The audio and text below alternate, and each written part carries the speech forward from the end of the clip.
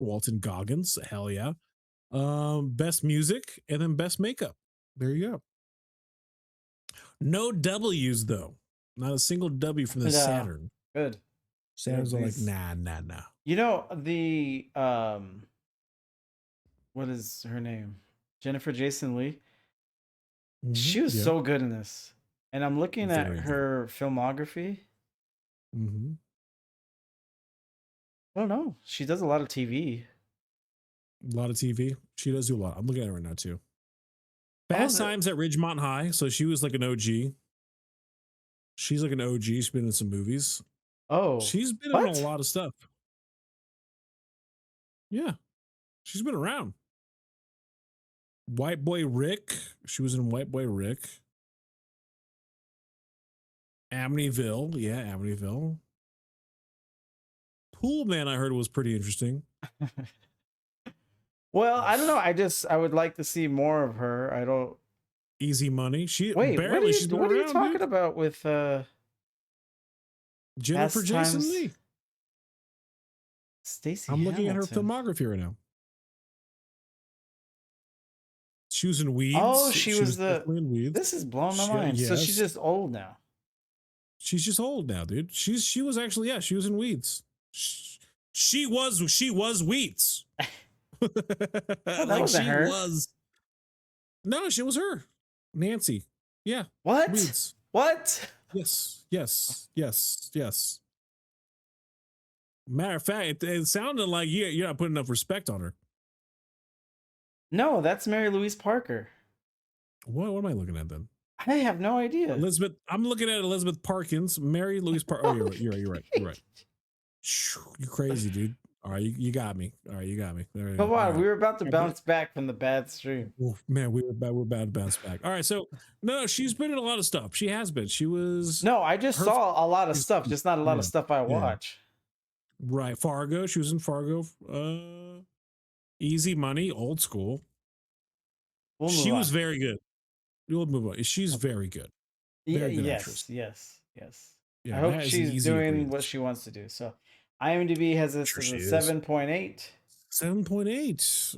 I have it a 5. I have a 5. God And I'm not even gonna damn. look at it again. That's being fucking generous, bitch. Man, 5 out of 10. Fury came with the butcher's blade and hung this bad boy.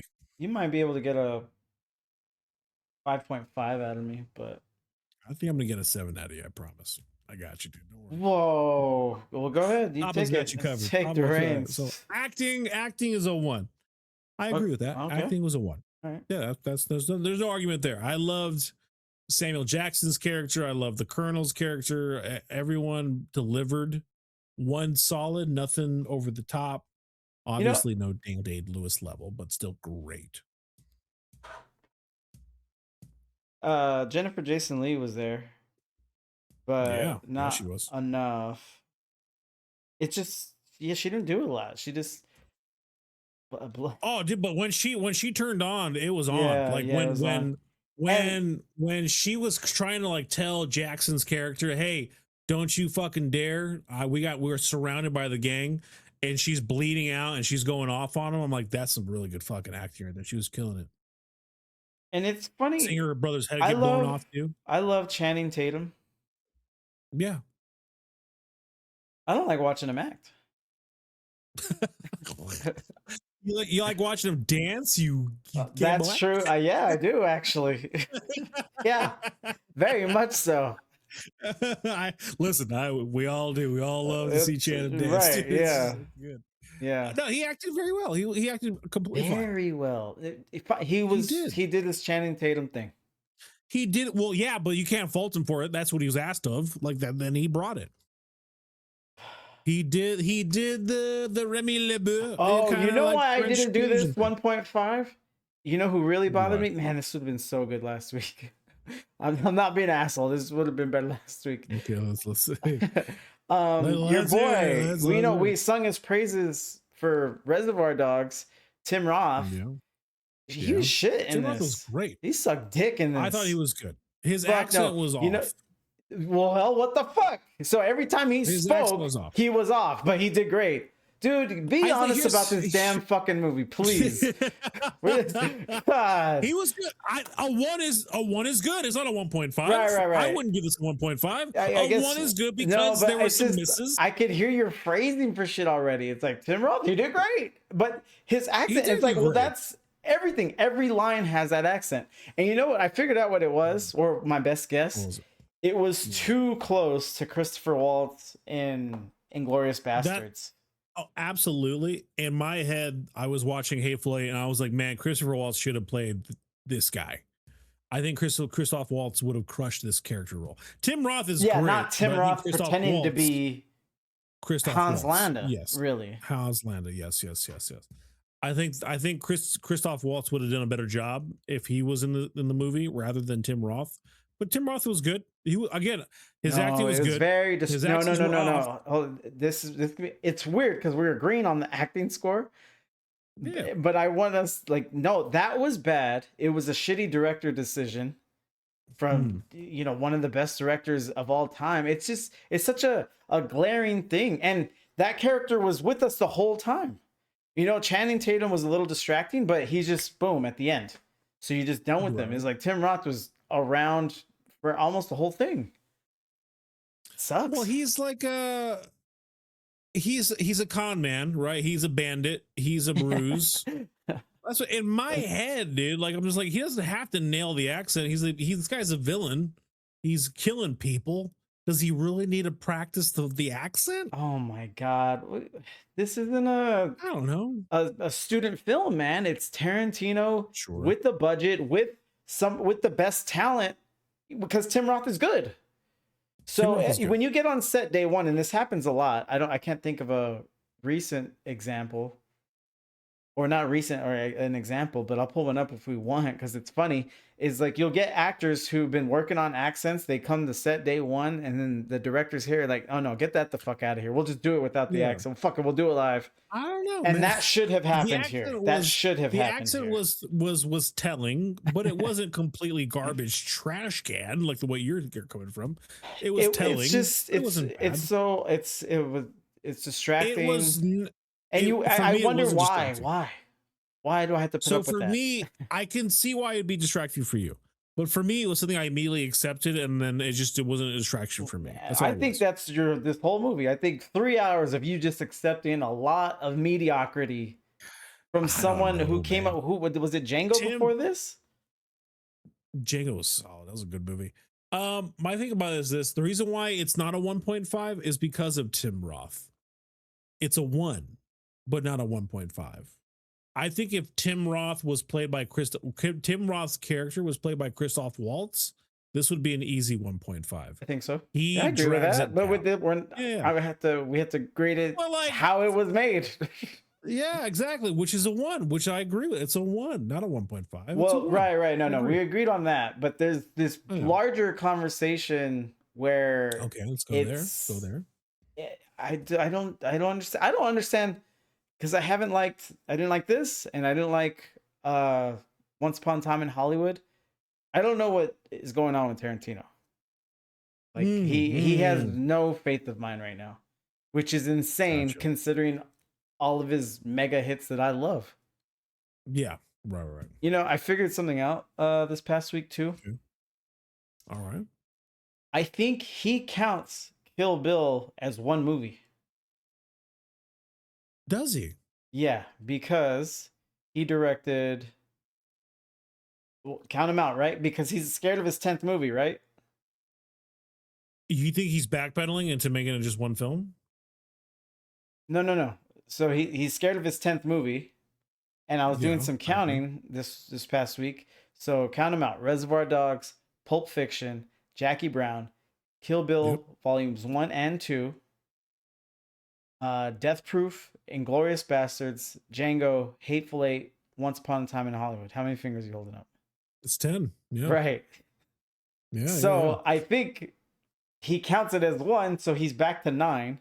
Because before Hateful Eight starts, it's like Tarantino's 8th movie. And you're like, fuck you, bitch. So I don't know, that's just weird. That's just weird. Like Kill Bill is distinctly 2 different movies. He released it as one. It's a part one, part two. Part one, part two, it's technically. Part one, part two, but they two different stories. They have two different IMDb ratings. You'll like one more than the other. It's really two different stories. The IMDb rating it's nonsensical. It's like Harry Potter. They do it all the time. Every Harry Potter movie is a different movie. Oh, well, those are different movies. I see what you're saying. Part one, part two. Yes. Hold on now. Well, Deathly Hallows is they split the last one. Movie. Yeah. They split the last one, but still considered one movie with two parts. We have to go with how they release it. I'm not arguing that point. Yeah, you're right. Yeah, he's just weird. He's so weird about this. He's a director. I do comic book law when an artist or a creator does a first appearance comic book, issue of a hero. It's his decision. What's the first appearance? Because sometimes first appearance cameos count, right? So when the community says no, the first appearance of Yaya so and so is in this cameo, right? And the creator of that superhero is like, no, the first appearance is this instead. I'm going with the guy who created it. So in this instance, I would say. Actually, no. Yeah, I don't. I that's fine here too. I don't care to go back and forth with Tarantino. He doesn't return my calls anymore. But it's just weird. It's just when I counted them, it was just more weirdness to an already weird situation. He's a weird guy. That makes sense. He's a weird. But we used to benefit from it. We don't benefit. I don't benefit from it anymore. Now the dog's getting old. You got to take him to the doctor a lot, and now you're mad. Now you're mad. You have a dog, dude. Like, what are we talking about? There's two sides to that coin. There's always two sides to that coin. Hold on, because you keep skipping to the argument. That's weird that he's counting them as one. I am not saying it's not weird. He's directed and released 10 movies. Well, that's what I'm saying. Let's just agree. You keep skipping to some weird argument. All right. If you need this on scratch, on vinyl, right? 100%. It's a weird. He's already made 10 movies. It's a weird thing to do. Right. But he's also a weird guy who plays by his rules and no one else's. That's right, but now he's making his own rules. He's not even playing by those. Yeah, now next time he's like, hey, 10 is 2 and 2 is 5. Like, I don't know. Like, his numbers are different for him. I don't give a either just keep way. Cracking out good work. He's been a while. He's scared. He's scared of 10. It's been 14 years now. He made Kill Bill as one movie, but it ended up as 2 as an afterthought. Now, I would like to see some context behind that. No, that's true. It's been released as put together, called The Whole Bloody Affair. Yeah, and that's been released that way. But all right. To Patrol's point, then, if he originally made this into one film and then he literally cut it in half to release it at a later time, I would still count that as one film. We would have to watch The Whole Bloody Affair and see if it's really cut in half. I doubt that. I'm sure I'm sure they re-edited them. Sure, we can. What about your boy Grok? Dude, what about Chato? Chato should know. Chato should know, dude. No, let's move past this. I found this out. What's that stake here? I don't understand. Oh, I don't know. What's that stake here? Why don't you look it up? Theo Chato, dude. He'll know. Dude, Theo Chato would know. What did Pedro Pascal ask them when they were trying to stop? We're trying to not laugh. ¿Qué pasó, dude? Are we reviewing Kill Bill or Hateful Eight? We're reviewing Hateful Eight. There you go. Okay, so it's Hateful Eight. Thank you, Patrol. So, dude, when I was in the library this week, and Aaron ordered from Uber Eats. Yep. $35 delivery. And they left it at someone else's house. And he tried to get a refund because he said it never got delivered to me. And they said that they weren't able to refund it because he selected leave it at the door. Yeah. And so you kind of they don't do refunds when you select that, because you just kind of absolve yourself of responsibility to like grab the food from the driver or whatever. Okay. But they take pictures of the door. I don't want to. I definitely don't want to get into Uber Eats policies. But the funniness. So I'm reading these text messages. I'm at the library at school, and he gets the message that he's not gonna refund. He's like, fuck man, they got me good. He said, I selected leave it at the door. I should have selected leave it at my door.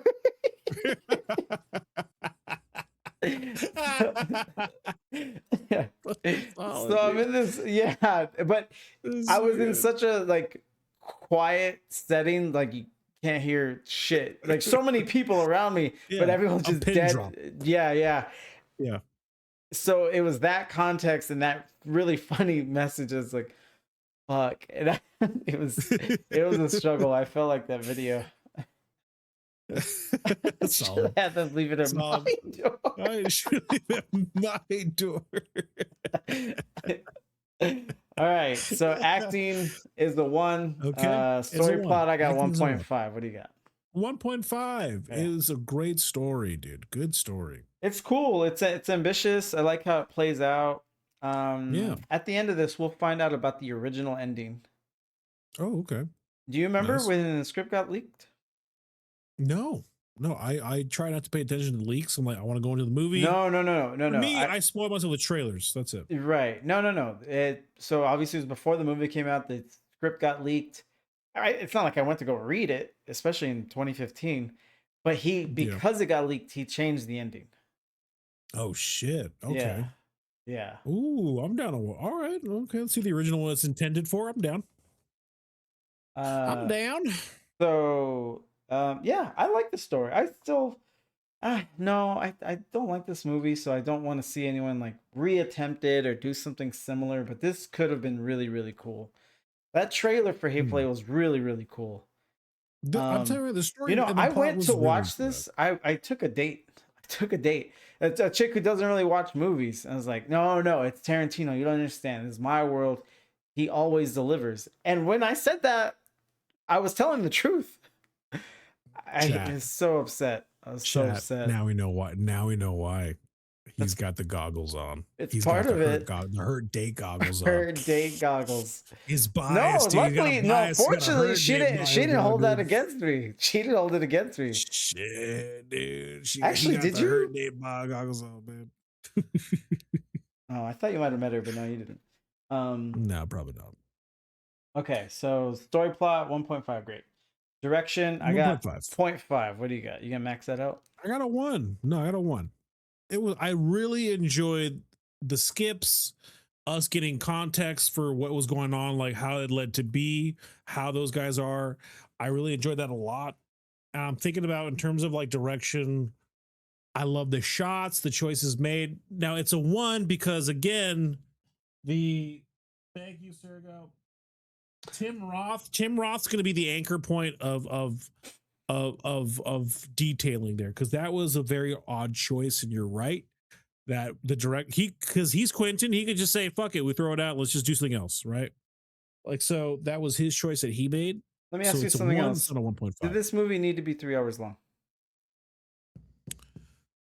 That's a great question. I'm thinking about why.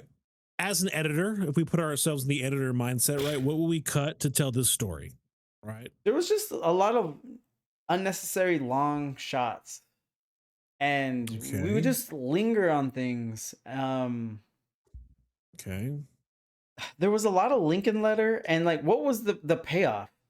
Is that he admits that it's a fake, and then him and Walton Goggins share that nice moment at the end before they die. Yeah. I don't know. That just seems like it's cuttable to me.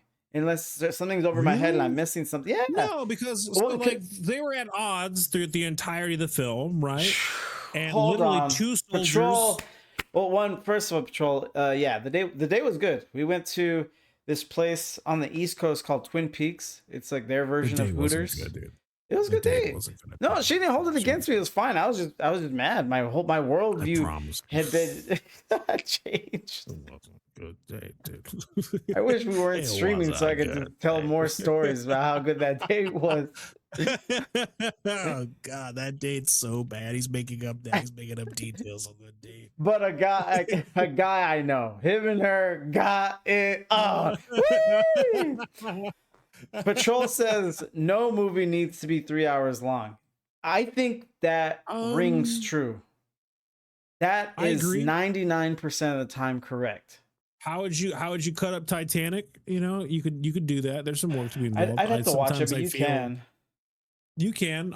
No, I agree. No movie needs to be 3 hours long. I'm not. All right. So when it comes to Tarantino, I don't think he goes in just trying to go for a 3 hour movie. It just happens to become a 3 hour film, right? Braveheart is Where 3 hours. someone like, that's a good fucking. Would you edit Braveheart? No, Would you cut that bitch no, down? no, Shit. but it's so good. There's never I There's would exceptions to the rule. There's obviously exceptions to the rule for sure. no, but that's what I wanted to highlight. It's like Braveheart deserves every second of its 3 hours. Yeah. Hateful Eight, it gets me aggravated. You said you like the director decision of show something and then flashback to season. I got so tired of that because everything I seems enjoy so it. inconsequential. Who was I rooting for? Like, I get they're supposed to Mm. be like these bounty hunters and they're all thugs, and then two of them were pretending to be someone else entirely. It's like I don't care really. So if I don't You know care what it about was? any of the characters, then Yeah, yeah. I should be entertained moment to moment, and that it certainly didn't happen for me, especially moment to moment I when everything was so mhm, drawn out. mhm. My thing about this is, so the bar scene from Inglorious Bastards, where it's just going into like what's going to happen next. He just turned that into a movie, and it's called Hateful Eight, right? He just literally expanded upon that thing, that idea, that moment, Yeah. and turned it into a movie. I don't with Tarantino, it's never a good guy, bad guy. He never operates on that level. Very rarely does he. It's like he likes to Well, show like Django's the real good honest like guy. moments. Bruce Django's for sure a good Willis guy. is a scummy protagonist, but when he has that meeting with Marcellus Wiley or Marcellus Yeah, Wallace, um, yeah, Wallace. the way Marcellus is talking to him, you start to root for Bruce Willis. He's like, oh fuck this Mhm. guy, dude, and you feel for boxers, But especially like he's at the really end of the good. what What I'm saying is, but that's what Tarantino does. He shows you you just told various me he does, reflections but of the character. That's what he no, does. no, of course. But you're But it's saying never that he so good or doesn't, that we bad. don't follow a good guy with Tarantino movies. So he didn't direct it, but True Romance, there's a good guy in there. Django, there's good That was a good guy. guys in Yeah. Inglorious Bastards. Pretty much I'm just undoing it. So this was just Yeah. lazy. Kill Bill is obviously what's she credited as? Blonde bitch? Yeah, the Kill Bill, blonde, the there's a kid, blonde. there's a clear antagonist. No, yeah, but no, she's a bad person too, though. She's murders nonstop. She's a murderer. She's a bad person, but she has She's reflections of killing good bad intention. people. Yeah, but she's a horrible person too. What's the worst thing about her? Outside of being outside of being an assassin for an Who did organization that she dipped out on. dipped out Outside of on? that, Dipped out on. She's trying she to. was still an assassin, dude. That doesn't just whitewash her past. She murdered so much leading up to that point. Right, but She was a murderer for hire. killing people is bad morally. Let me write that one down. No, but she's trying to change it. So she's just it doesn't Okay, that absolve doesn't just make her everything, a but saint. she's just Yeah, exactly. Exactly. you're She just trying to murders weasel out of your the thing you were trying no. to say. Yeah. What I'm saying is this. What I'm saying is the He was focus just is never lazy here. good guy, bad guy. The focus is reflections of the characters that he's putting on. So oftentimes on the camera screen, you're going to either like the same character, hate the same character, root for the same character, despise the same character, all within the same Okay, movie. but you are He does that a rooting for lot. someone. Who were we rooting for here? You were probably rooting for. Well, no. No, I'll just ask you. Actually, Who I are would say you? you're Who are rooting you for rooting for? You're rooting for her to get hung. You're rooting for her to get her lick back. You're rooting for the outcome, not the characters. You're rooting for the outcome. You need her to get her lick back in the movie. You want her to get hung. You want her just to die. And you felt that way. You wanted her to die. Yeah, it was Because very satisfying seeing her get hung. I have no beef with her. Like, I'm getting everything I know about her. I know that she's wanted, part of a Yeah. gang, but the guy who's arrested her is like a huge asshole. Who's a huge asshole who doesn't take rewards for dead people. He like wants them to hang. It's cool, I get it, but I don't know. I just like, okay, she could hang. I don't give a fuck. So by the time that she didn't, like the end result where everyone's just dead, I'm like, no, I really don't care. I really do not care. I would argue that Goggins would probably be the character that you'd root for, probably in terms of that framework. Goggins would be the one. I mean, is he though? Because he was the only one telling the truth the whole entire time. He was like, "I'm the sheriff. I'm going there. You're gonna need me." Was that proven to sign off eventually? Yeah, that was 100%. How was it proven? When they found out, it's like, wait a minute, is your name? So he goes up to the hangman, right? Because remember, Tim Roth. But Tim Roth was lying, so he wasn't the hangman. No. He killed the hangman, but he still had his card and everything. Yeah. And without even saying anything, he goes, "So you must be so and so." He's like, I pulled out his card, and you're like, "Oh shit, that is the sheriff. He's actually telling the truth." You're right. Like, and then that's when you knew. Hold on. So Patrol, I think in terms of that, I think you're right. For the record, I was. Oh no, he's still an asshole. He's just telling the truth. Big whoop. Patrol, this thing I wanted to come back for. He says you could cut the love story with the French princess and it might improve the movie. I don't think it'll improve the movie, but you don't lose too much. And I make that argument a lot about movies. The thing is, I personally love William Wallace flinging with her because he doesn't love her like he loved his wife. Oh. No, but, not gone to war with an entire country, love. That's different. Yeah. But so for William Wallace, she symbolizes this what he was missing out on the entire time. Really a reminder of what he was fighting for. Is just something like that. Some woman whom I love, who challenges me, is beautiful. So I just loved what she symbolized. But you could cut that subplot and same thing. No, but I think she was needed. She was a concrete. Needed is a very strong word. Needed is a very, very strong word because it's a good reminder to the audience in terms of like it's a 3-hour movie, so you need that reformation. She ended up setting a lot of points. Like that's how they capture him, don't they? Yeah. Oh, absolutely. So that doesn't automatically make her needed because you could just get him captured another way. And a lot of people confuse themselves that way, where it's like, no, if he's not with her, then he doesn't get captured, blah, blah, blah. But you could remove that and he could just get captured, like during battle. Because he should have got captured I always feel bad for him when he sees Robert the Bruce is the knight and he takes his helmet off. Fuck, that's such a big moment. You're like, you et tu, Brute? But Mel Gibson plays it well, dude. You have a bad actor, that scene doesn't play. That scene does not play. But you can see like he got hit by like a truck. Have you seen all of RZA's movies? No, but he's got a new one coming out, and I'm like, oh man, maybe I'll watch it. It's out. I saw it last night. Is it good? No, but that's why I asked if you. That's why I asked if you've seen the other ones. Which I haven't. Hold on, I love it. You delivered the same way. You delivered the same way Selma Hayek delivered it. Did I ever tell you thank you? No. I will. I knew it was gonna be bad, but it's still not gonna stop me from watching. I'm gonna watch it. I'm just happy he's getting work. Right, yeah. It's his fourth. How many have you seen? Yes, this is fourth. I've seen Man with the Iron Fist. How was that? It was okay. Like it's RZA. He's not like he's a director for hobby. He's not dedicated to it, which I think he should be. No, I think he is now. I think he's just overprotective of his vision. I think he's learning. He's learning. Yeah, I do want to go back and watch Man with the Iron Fist to see if there's any growth from 2012 to now.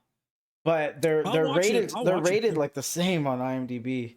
What's the IMDb rating? Like a 5, 4? Oh yeah, Man with the Iron Fist like 5.4, and this one's at 5.8 when I saw it. Above average. There's something there. There's room for potential. But where I was going with that is he, for his lead in, it's the new movie's called One Spoon of Chocolate. Yes. For his lead, he casted Shamik Moore, the guy who does the voice for Miles Morales. Oh, that's freaking cool. But also sucks because he's kind of weird, but all right. He is he is weird, and he took a leg out from under that movie with his live action acting.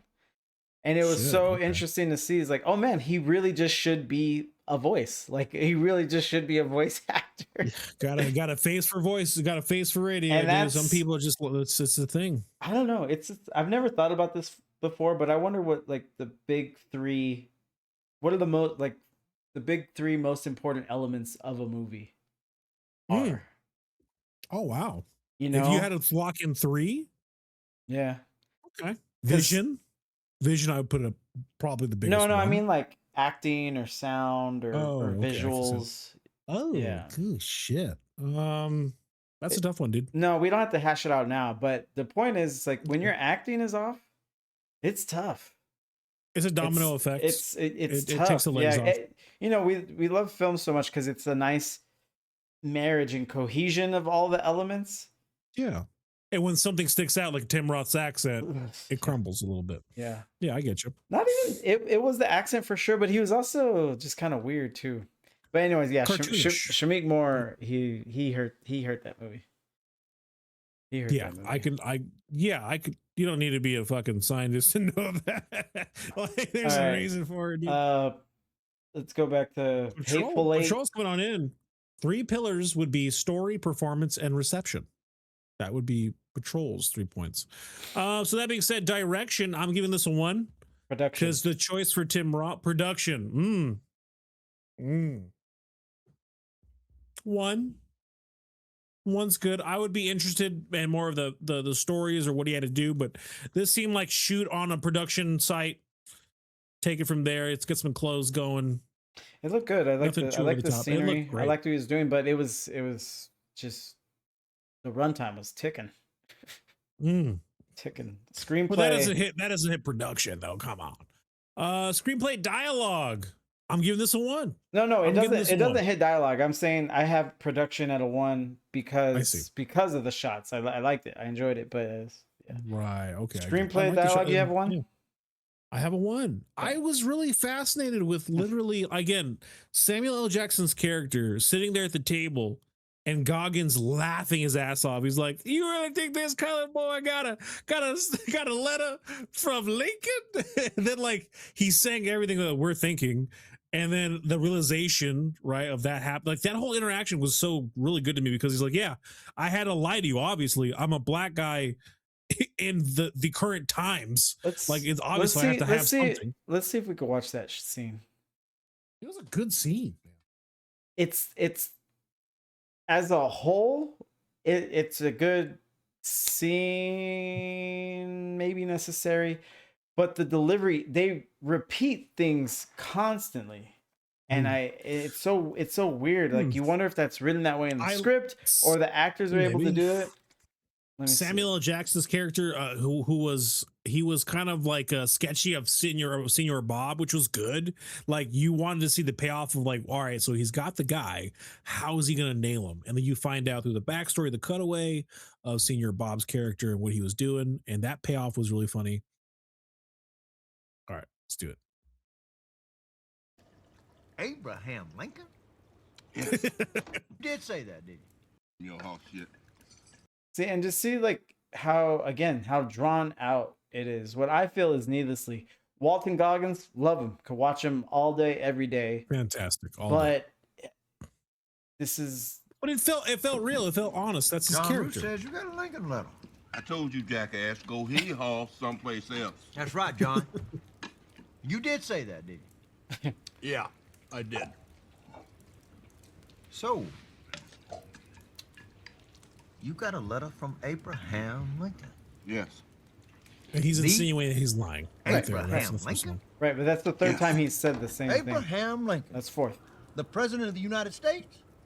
But that's his character. Of America? A redundant prick. No, He's no, being a redundant prick right. here. But I have to watch him. Like if I was in real life and I saw people having this conversation, I would just walk away. So it's like, that's his personal preference. That's personal though. For me, I'm like, this is good because you're just so into it. Whereas I'm so into it because his character is being a dick for the sake of being a dick. I'm like, this is good. Yeah. This is good dialogue. And this is, by the way, this is the guy that you said is the most likable because he was truthful the whole time. This is this guy. I would say most likable. This is the guy you'd root for. I'd say likable. I say root for. He'd probably be the guy you'd root for when you find out he's actually telling the truth the entire time. Actually, as in, dear Major Warren? No, personally, as in dear Marquis. Dear Marquis, Abraham Lincoln, the President of the United States of America. Yes. May I see it? No, you may not.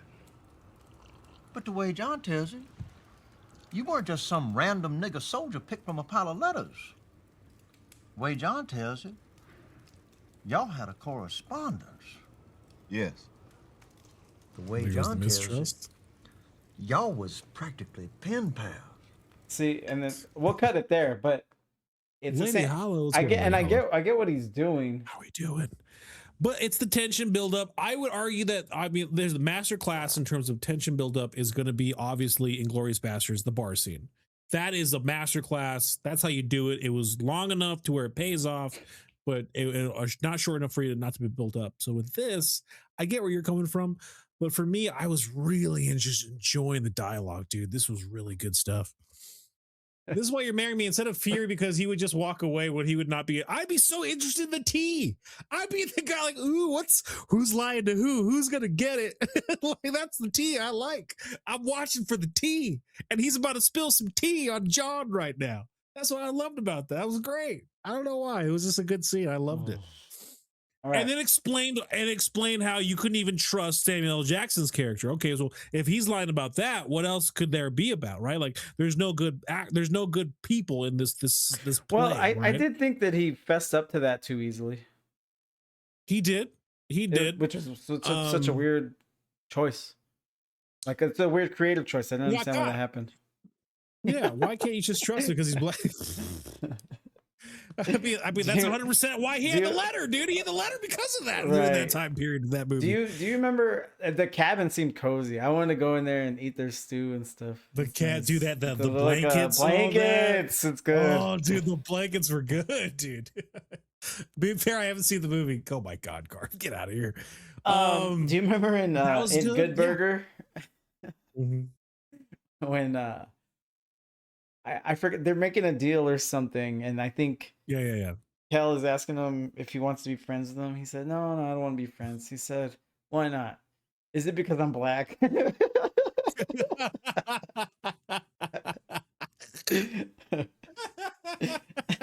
He looks so confused, like, you idiot. All right, screenplay, dialogue. I have it as a 1. You have it as a 1. I have it as a 1. And this would have hit so much harder if we went Reservoir Dogs and then the next week Hateful Eight. Because Reservoir Dogs, it's so quotable, so enjoyable. The dialogue flows with everything that you want. And if we had that closer contrast, I don't know, man. What's the quotable here? The quotable here? Senor Bob ain't worth a single peso. He shot his face right off, dude. He is so good. That's a quote for me. I always go, Senor Bob ain't worth a peso now. What do you got for entertainment? Entertainment, I'm gonna put this as a 1 for entertainment. Je ne sais quoi? For me, a 1. You dickless son of a bitch. Tell me. Oh God. Actually, I'm not even gonna write it down yet. I'm gonna give you. Tell me what was so amazing and novel about this movie. I love movies that it's just a perfect storm of characters coming together for a shitty outcome or a crazy outcome, right? It's like a Seinfeld moment where characters are interacting with each other without interacting with each other, then the climax, it all comes crashing down. And this is essentially that. The whole movie is a cast of interesting characters, like 12 all right, remember the book we used to read in high school, 12 Little Indians? Every character was a character. Everyone had their will there won't they murder mystery type of character, right? Everyone had something interesting about them, and then you were wondering, how do they come together, how do they know each other, and then when is the shit gonna hit the fan? At the very end of it, it hits the fan. For me, I really enjoyed the way it hit the fan, and then we get the ending where she's getting hung. It's great for me, and that's why it's got a little special place in my heart. I really like this film. Do you think you're biased? Because it's Tarantino. Just anything, No. whatever it is. You've rated this with no bias. I can't relate this to anything. That's the issue. There is no other movie that I've seen that's like this movie, and that's the problem. I couldn't have a bias because of that. Do I like westerns? I think they're okay. Do I like shoot 'em ups? Yeah, they're okay. But this is neither of those. You're, and I promise I don't even want to get into this a lot, but you're giving a 1 on Je ne sais quoi. Yeah. I'm giving a 1 on Je ne sais quoi. Because it did something that other movies have done. After you said you can't compare this to anything, so how could you have bias? But it's your whole basis on Je ne sais quoi was that it scratched a particular itch that you have. That I guess you don't see a lot. Is that something special, right? That it's subjective. Yeah. Am I not wrong? Yeah, I mean, so like for me, it just scratched that itch, because for me, I was very reminiscent of the 12 Little Indians story. Like for me, that was such a fascinating story, because the entire book you're reading it, you're like, when is the shit gonna hit the fan? When is the truth gonna be told? And then they had this like smart little twist at the very end. This didn't have that, but like it gave me that same feeling. So am I biased because it reminded me of the 12 Little Indians story? Yeah. I guess I could be biased in that way. Sure, for a book that I read 20 years ago. All right, you're at a 7.5. 7.5. But okay. if you were honest, it could be way lower than that. Not at all, good buddy. Woo! You don't deal in honesty. What can I do? I got a Lincoln letter. I'm as honest as can be. I was ready to watch this again. I was like, I'm down to watch this again. This was just a good fucking movie for me. I just enjoyed it. Again, just scratches that itch. Scratches it. All right, coming in with Rochelle. Are we sure Tarantino made this film? There were no feed shots. And then Shannon coming on in with a 4.5 stars, 15 comments with over 4,000 likes. Do you ever find that Channing Tatum sometimes just shows up in movies where you don't expect him to? Because for me, it's like half his filmography. That's funny. It's true though. That's funny. He does show up just randomly a lot. Wait, what's Nurgle's score from top to bottom so I can mark it in the Discord? Top to bottom is acting 1, story 1.5, direction 1, production 1, screenplay 1, entertainment 1, je ne sais quoi 1. Bueller. That's right. Bueller. Yes, right, dudes. 7 to 10, great entertainment. I really love this movie. He really squeezed that out. Really? Because if you drop that je ne sais quoi, it's a 6.5. 6.5. 6.5. Fuck, that's crazy. Okay, that's good to know. Again, maybe to your point. So I guess really you had more honesty than I thought you would. You weren't. Capping. I said Heart of Hearts 8.5 drops down to 7.5. With that bias really carrying a whole entire score, I think it's pretty good. All right, last letterbox. Here we go. You gonna making a deal with this diabolical bitch? Hugely visceral and downright disgusting. Tarantino's best film since the 1990s. Jennifer and John Leah steals the show. Honorable mention for Goggins, obviously.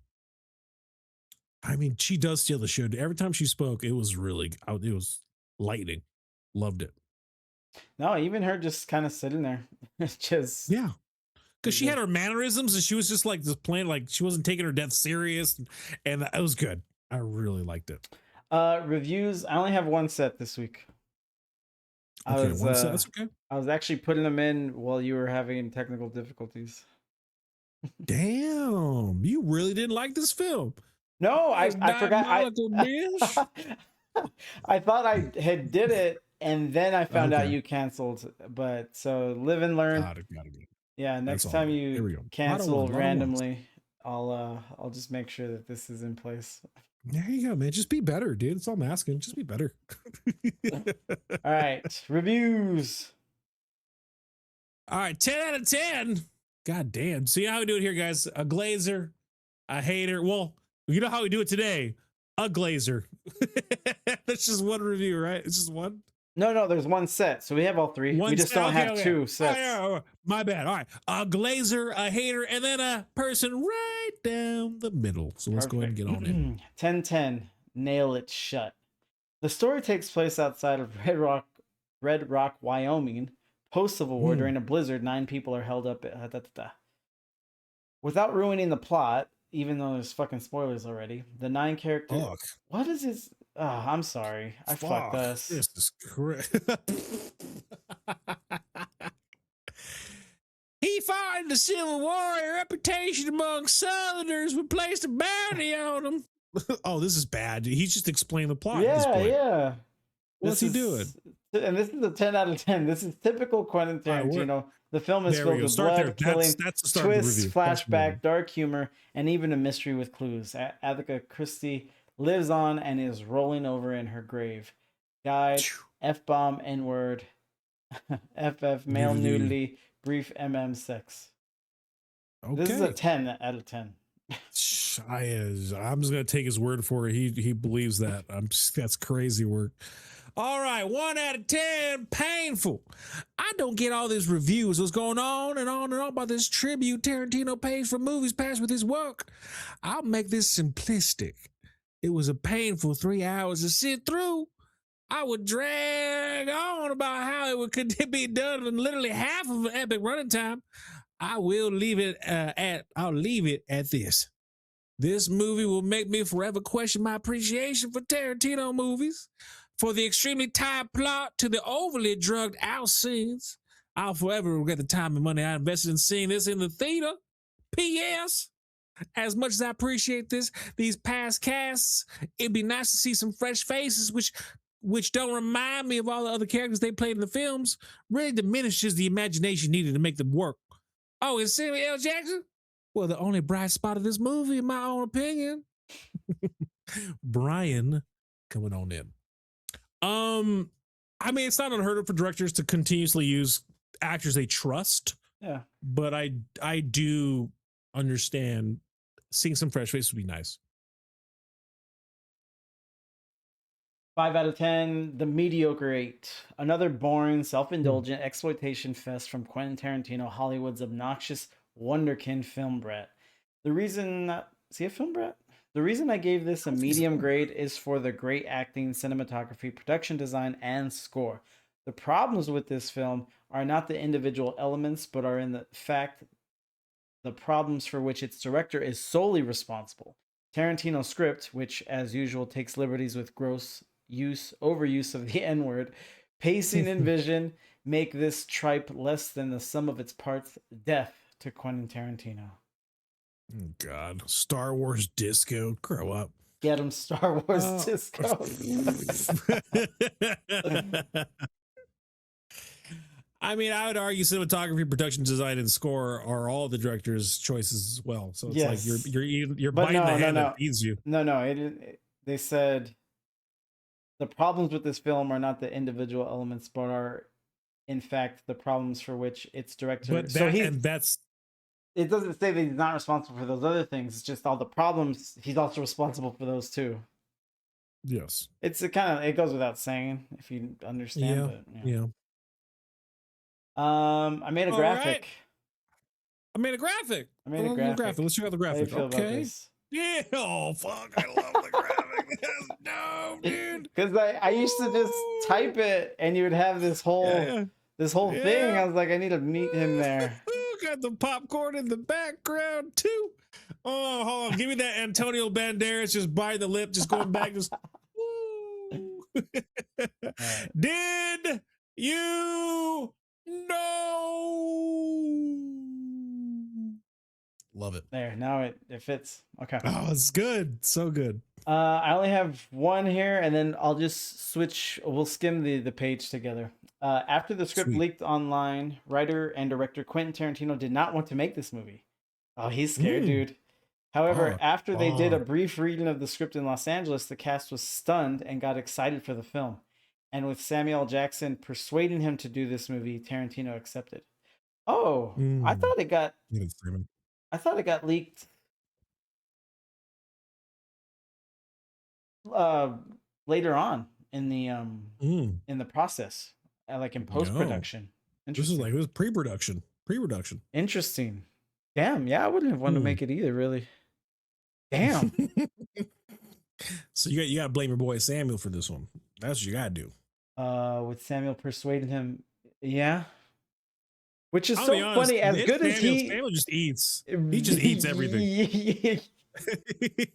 You love him. Hey, you love him so good. I Classics. love him. But no, dude, that boy eats. Hey, you got a movie about me? You got a movie with me in it? I'll be in that fucking movie. Got snakes on a plane? You got sharks in the sea? I'll do all of it. Do you know there's a new Gremlins movie coming out?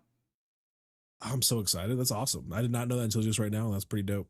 I think they're gonna be on a plane. Dude, is it a horror? That's a horror, right? That's scary as shit. That just turns into a horror, dude. What? Well, you know what's funny? I think in the second movie, someone was talking about the rules, and they're saying, "What if you're in one time zone because you can't eat after midnight, or you can't feed them after midnight?" And he was asking a question about time zones, like, "Well, what if you're traveling?" And it's midnight over from where you were, but now technically it's still not. You know what I mean? So I wonder if they're gonna put them on the plane and address that. That's funny. That's terrifying. But it's the original writer director. Oh, really? That's incredible. Hell yes, dude. So it's gonna be like a comedy, horror, light horror comedy. I don't know if it was like a spoof, but I saw a plane in the poster. That is crazy. That's horror, dude. That's horror, dude. That's crazy. You spill one cup of water on that bitch, that is done, dude. And a whole plane's going down. No, what always happens is, Gizmo gets wet, and the other ones pop out, and the other ones are always evil. Yeah, this is more of a commentary on fucking Gizmo than anything else. Well, like, he's bro, nice. What are you doing? It's only him? Have you seen the Anthony Bourdain trailer, Tony? It looks so good. Well, I'll check it out, Kitty. He doesn't watch trailers. He's not a trailer. We can watch that. Let's wrap this up. We're at the end with the last segment. Okay. Oh, because I'm not Anthony Bourdain. I mean, neither. So I was like, all right. Give a fuck. Well, Okay. I mean, no, I don't give a fuck. Neither is he, because he's straight up dead. He don't give a fuck. All right. Let me see here, because I started skimming, but nothing was looking interesting. Let me know if you see something. Okay. After the script leaked online, composition, the sound of Daisy. Hold on, was proposed for Lee. Oh, that's cool. The song sung by Daisy, Jim Jones at Bethany Bay, was performed by Jennifer Jason Lee live on set. The soundtrack from the film features the song, along with the sounds of the wood being hammered into the door, and dialogue by Kurt Russell and Lee. That's pretty cool. Okay. I probably wouldn't have put that in there. Despite them being the sixth collaboration actor and director, there was the first time Samuel L. Jackson received top billing in a film directed by Quentin Tarantino. I would have put that. Fuck, dude. That's pretty big. Like, you haven't put me in, like, boy, we've been working for over 20 years. This is the first time I get top billing. Let's see. He was close in Pulp Fiction. Yeah, he was 100%. Yes. There was an interesting fact about the guitar. I remember that, but I don't see it here. Yeah. Temperature was 30 degrees Fahrenheit. Goddamn. Worked in a refrigerated set. That's pretty wild. There are two subtle references to Django Unchained the first. So scroll down. There are two subtle references to the Django Unchained in the film. First was Major Warren is introduced. He is sitting on top of 3 corpses in a saddle that was previously owned by Django. The second is Django's green corduroy jacket, which is sitting on the floor of Minnie's haberdashery. Both of these references have confirmed by Samuel Jackson. In fact, this film was going to feature Django, but Quentin Tarantino scrapped the idea. I would have liked that. Oh, that would have been freaking cool, man. That would have been, yes, that would have been fucking dope. God damn it. Okay. No, I don't see anything else. Yeah, let me go down to spoilers. Character of Bob was supposed to be a Frenchman, not a Mexican. There's one good line that I could think of. He said, "No dogs and no Mexicans." She took that sign down because she started letting in dogs. I was like, I remember sitting there like, God damn, dude, like, woo, Benny was a racist.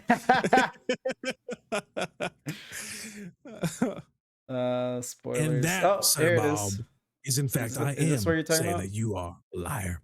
The guitar that Daisy Domergue played while singing Jim Jones at Botany Bay was a highly valued antique from the 1870s, on loan from the Martin Guitar Museum and worth some $40,000.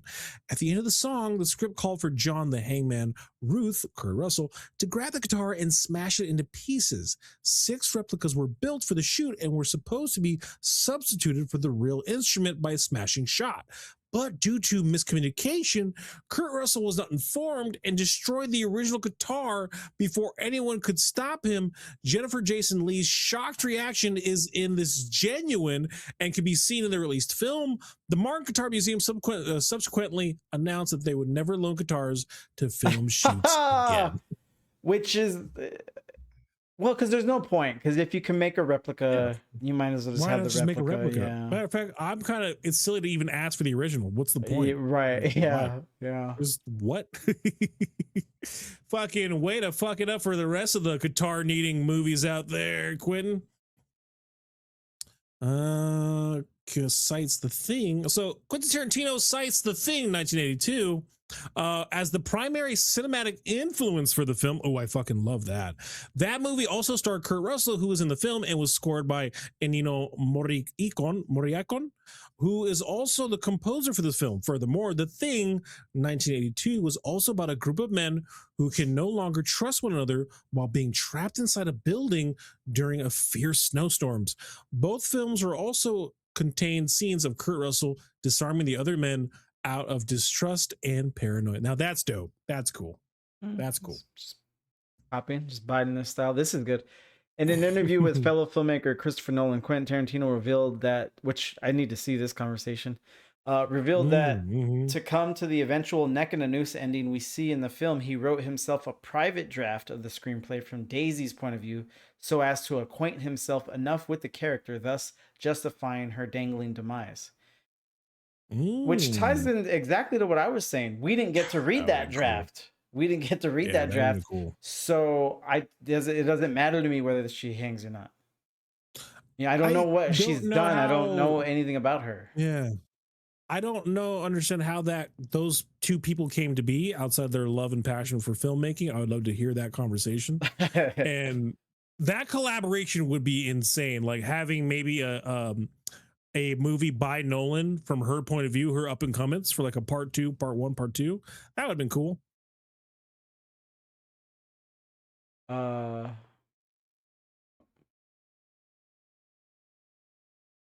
In the revised script, Jody's demise was less violent and more sadistic than what happens in the film. In the script, he's shot once in the arm by Sheriff Chris Mannix during the gun battle and once in the back by Major Marquise Warren. After coming out of the basement to see Daisy, he then falls back into the basement and is left by Warren and Mannix to be eaten to death by rats, taking shelter from the blizzard. Okay. All right, these are like in the extended version. Bob, oh yeah, but against Man of Warren. Okay. Oh, that is funny. Which one? In the extended version, Bob gets. Oh, did I watch the extended version? Bob gets angry. Oh God, with Major Warren when he asks, "Who's the idiot that broke the door?" The reason for his anger is later shown in the flashback when it was in fact Bob that shot the door. Yep. All right, we done? Yep. Yeah. That was odd. Hey. All right, let's get into it, guys. I'm excited to see. Do you want to review Mortal Kombat? Oh, is that coming out? Comes out this week, so we won't do it Tuesday. Yeah. Okay, you want to do that for next popcorn talk? Do you want to do it for this one or next one? Next one. You're saying it weird, okay. but yes, not the one next Tuesday, but the one after that. The following Tuesday, yes. Yeah, that's how we usually do the new releases. Yeah, I'm down. Let's do it. And damn, Pink Teletubby used to come in and buy me hot dogs. He doesn't do that anymore. I wish I had a J-Cord in my life. I have a J-Cord. Do you see a Pink Teletubby in your other streams? He comes in some from the time, but he's busy. He's living his life, man. He's just living life. Oh no, yeah, of course. Yeah, of course. Kitty wanted to see the Tony trailer. It's tearing up my heart when I'm with you. All right, so for actors, who do you think you're going with? All right, let's watch the trailer first. Okay, so I'm just gonna walk you through the basic vision. It's a coming-of-age story. Excuse me, I need to speak with you. Didn't you punch a hole in the principal's door? You know, a lot's changed since high school. I'm a writer now. The truth is, I'm about to get this huge writing fellowship. Hello? Mr. Bourdain, the committee has decided to go with another student for the fellowship.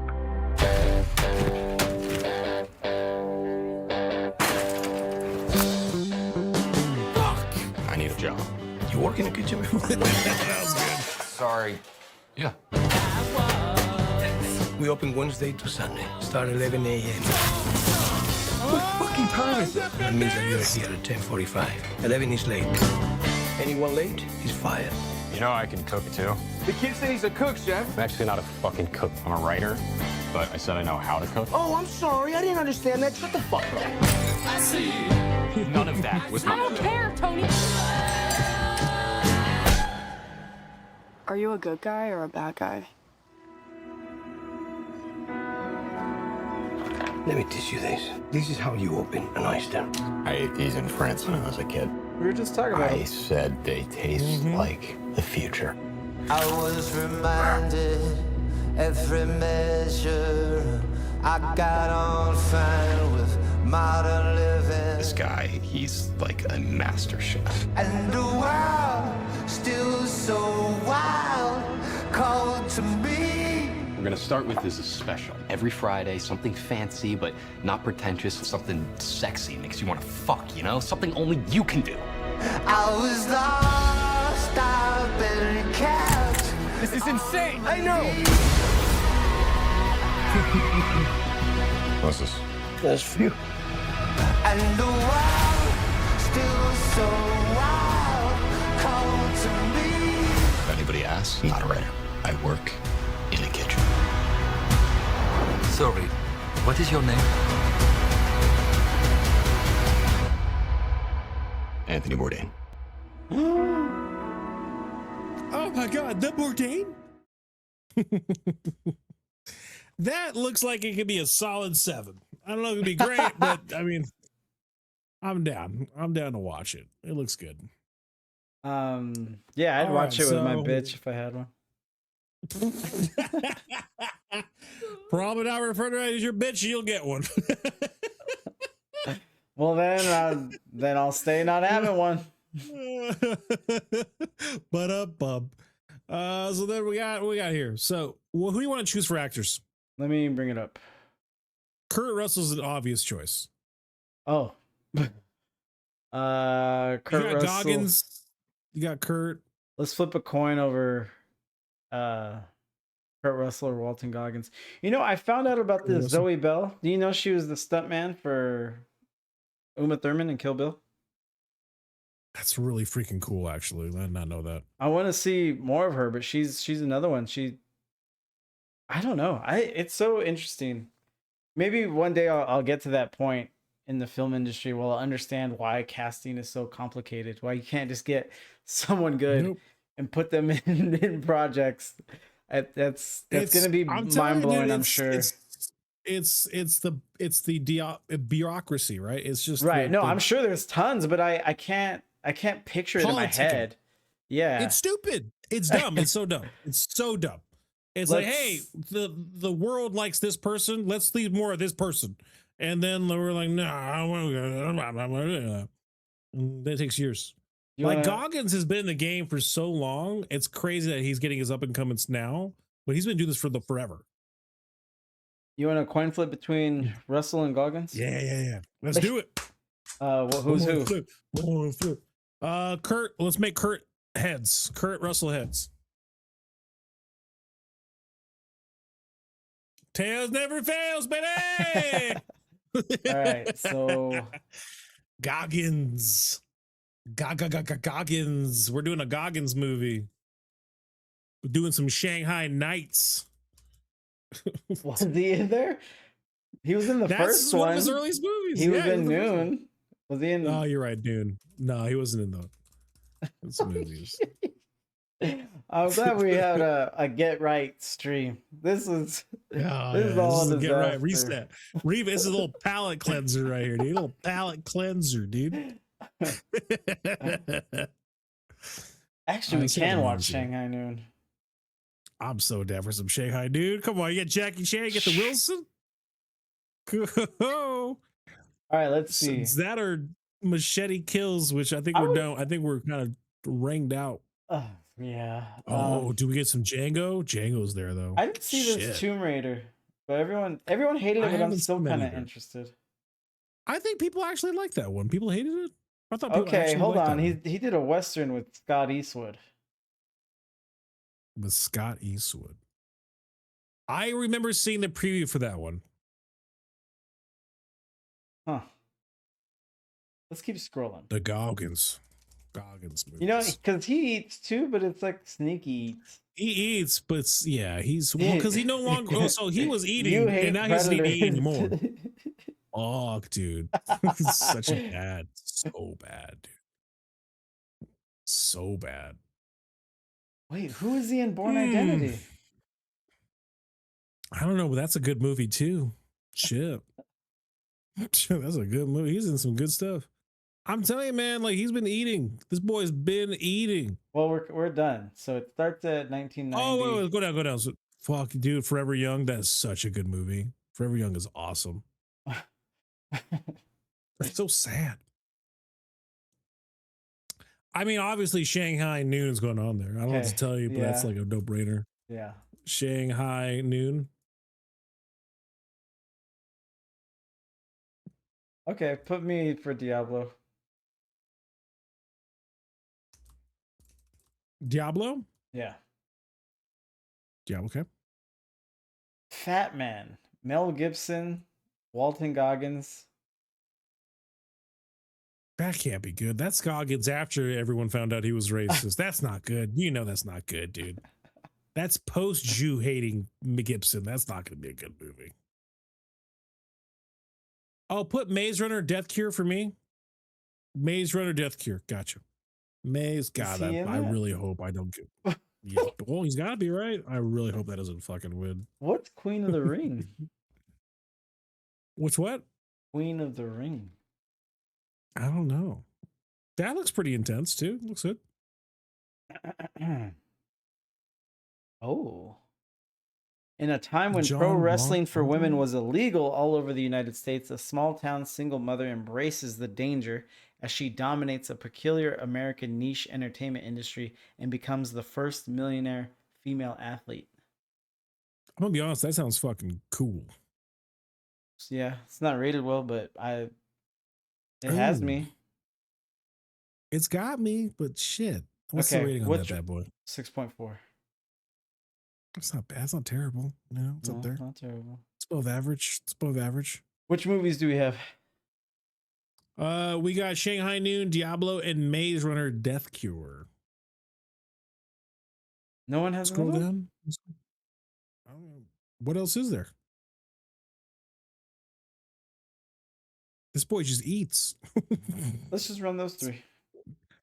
Run these 3? Okay. Yeah. Straw dogs. Okay, cool. All right, guys, we're putting it in for 1 minute. We'll put 2 minutes. 2 minutes. Here we go. Goggins movie. Get after it, guys. You know what to do. You know what to do. Sit down in my thinking chair. Thank.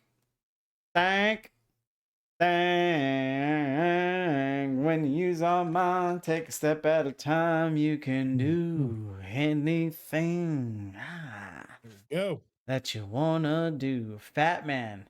A rowdy, unorthodox Santa Claus is fighting to save his declining business. Meanwhile, Billy, a neglected and precocious 12-year-old, hires a hitman to kill Santa after receiving a lump of coal in his stocking.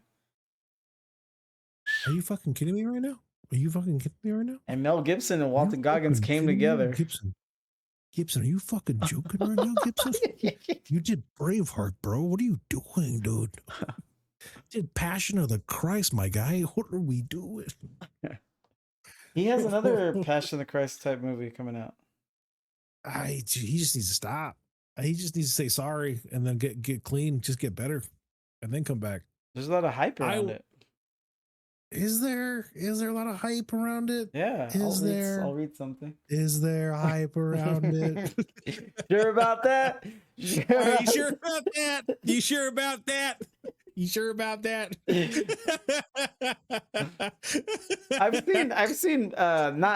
I've seen little clips of him. He's won me over more with little clips. Yeah, little intakes, and it's because the reason why it's a clip and it's not a VOD is because the VOD shows how much he starts spewing out his bullshit like right after the clip. The clip is like, all right, we got him in. His agents do his wonder with it. Mel, give me 1 minute, buddy. Just give me a minute of just you. Give me that Mel action. No, I'm talking about Tim Robinson. Oh, Tim! Dude, I love Tim Robinson. That boy has won me over through and through. He's all right. We got some Shanghai Noon. There we go. Woo! I'm gonna be honest, guys. I was kind of scared for Maze Runner. I was scared Sergo threw that in there. I was kind of. Woo! We got Shanghai coming up. Love it. I'm gonna ask Rock, is there buzz about Mel Gibson's latest movie?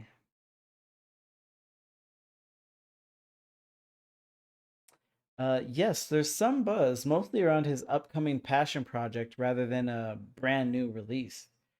Hunting season, flight risk. Mel Gibson? Mel Gibson. The big talking point right now is Mel Gibson's long-awaited sequel / follow-up to The Passion of the Christ. It's been split into 2 parts. Part 1, March 26, Good Friday, 2027. Part 2, May 6, 2027, Ascension Day. There's a sequel to The Passion of Christ, dude? It's in post-production after filming. Gibson has been shooting in Italy, Rome, and it's generating significant interest, especially in Christian circles. There's already controversy, e.g. recasting Jesus, blasphemy, accusations from some fans upset about changes from the original with Jim Caviezel. Many are hyped for it as a major biblical epic with huge potential cultural impact, similar to the 2004 film's success. That's motherfucker. Jesus Christ. What's with these dudes that need to stay relevant? Dude, how much money do you owe, Mel? How much money do you owe, dude? That's crazy work. All right. So crazy. Next week we are doing Shanghai Noon, and then the week after Mortal Kombat. Yes, 2. And listen, Mortal Kombat 2, yes. I'm gonna be honest with you. I can't stand. This is me really not fucking wanting to watch and spend $16 to watch this, dude. I really don't want to watch Mortal Kombat 2. This shit looks like straight cheeks, but I'm gonna go watch it. Oh yeah, I haven't seen. Didn't see the first one? No, I did, unfortunately. No, I haven't seen the trailer for this one.